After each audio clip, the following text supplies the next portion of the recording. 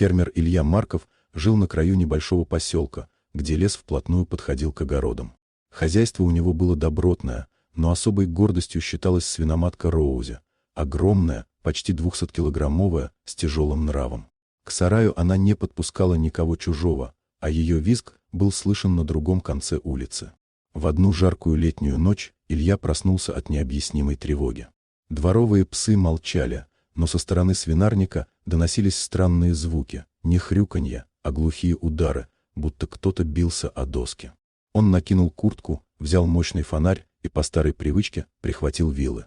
Открыв дверь сарая и направив свет в загон, Илья замер. В соломе у стены происходило нечто жуткое. Огромная змея, то ли сбежавший экзотический питомец, то ли гигантский полос, обвивала тело Роузи. Толстые кольца сжимались на ее шее и боках.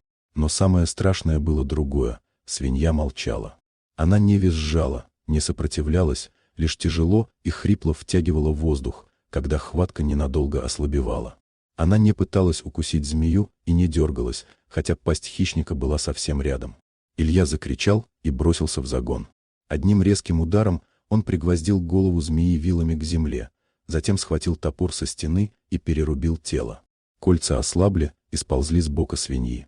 Роузи лежала неподвижно, с закатившимися глазами. На ее коже проступили темные следы удушья.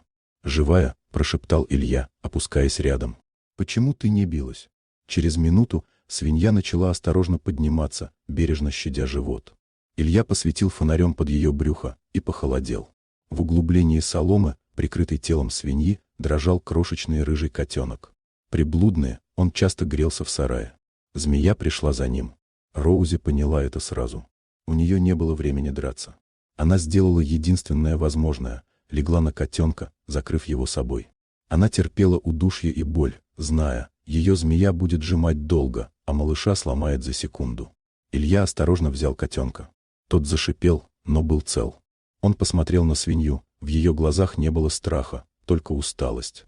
Утром Роузи получила ведро теплого молока с хлебом, которое разделила со своим спасенным рыжим подопечным. Иногда героизм не кричит, он просто молчит и терпит, чтобы спасти того, кто слабее.